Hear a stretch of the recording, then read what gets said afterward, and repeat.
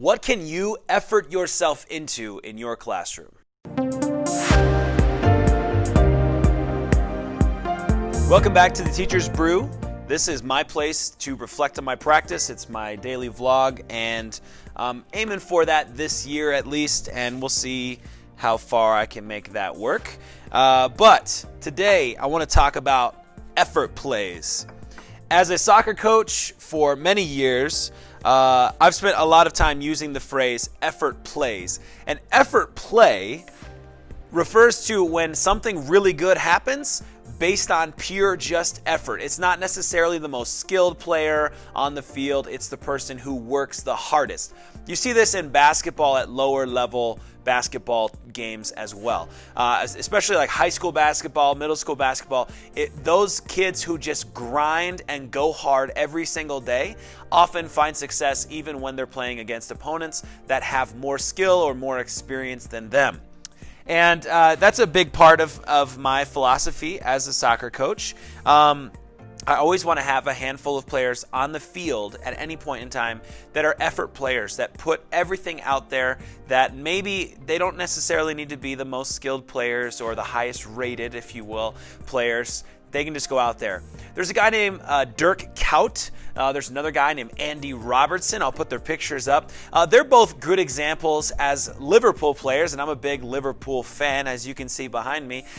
They're really good examples of effort players. They make things happen because they put it all on the line. They go all out 100% non-stop. So the question is, what can you do in your classroom purely on effort? What is something that you don't have to have the perfect personality for that teaching strategy? You don't have to be the most experienced teacher. What is something you can pull off purely by effort? There are probably lots of categories, but I nailed it down to just 3 that stick out to me. Number 1 is enthusiasm. It takes a lot of effort to be enthusiastic. So that's a really easy one for me to think about. And there are definitely times where I am exhausted and I'm like, man, I have to really pull it out of somewhere because I don't feel up for this moment right now. I'm not ready for it. I actually did a YouTube video. You can go back on my channel and see it. I can also link it below or put it in the card, but there's a YouTube video that I made where every single class I started it off like a YouTuber with a ton of energy. What's up, guys? And weirdly enough, just by starting with that phrase, it was enough for me to just get super pumped and bring a little energy out. And so now it's a strategy that I can use whenever I'm feeling a little, like right now, I'm feeling pretty worn out. I have a newborn at home, I'm not sleeping through the night, and it's the first week of school, so I'm pretty exhausted. And that was just a little strategy I developed just by trying something out that worked out. But effort plays in the classroom, enthusiasm's one of them. You can effort yourself into being an enthusiastic teacher. You just have to aim for it. The second thing is you can effort yourself into some classroom management strategies.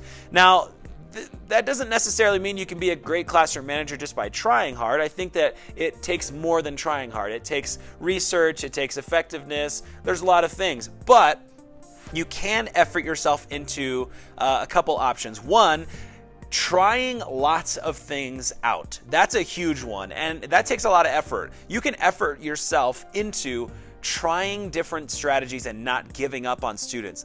It sounds easy when you're in college to say, okay, this is what I have to do. I just have to just figure out the right strategies, and it's in a very idealistic world, it's super easy, it's super possible. Until you get in the classroom and you realize this is a lot harder than it seemed. And it's your classroom and you're responsible for setting up the classroom management structure from the first day of school to the end of the year and being consistent, it's a different ball game. And effort can help you out on that one hugely, because effort, if you're trying new strategies and not giving up on kids, will help. Another side of classroom management that sticks out to me is effort in not giving up on a strategy. Because if you give up on a strategy too quickly and try a new one, you'll never really know if that strategy was going to help. Students take time to build structures, so you don't want to give up on a strategy too quickly. I know some schools that commit to as much as 6 weeks on one strategy before they'll move on to another one, because they want to give the students enough time to get used to that routine and that habit. And then thirdly, I think about engaging content. You can effort yourself into engaging content.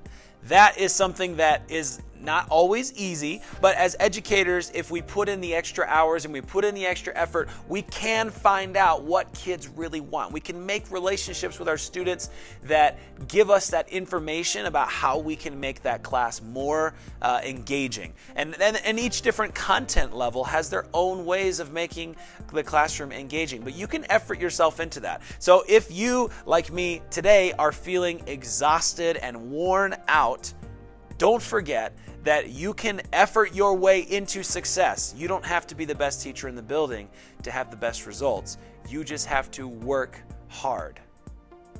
That's what I'm challenging myself to do today. I'm going to work hard even though I'm exhausted, and I challenge you, encourage you to try the same. I hope you have a fantastic day of teaching.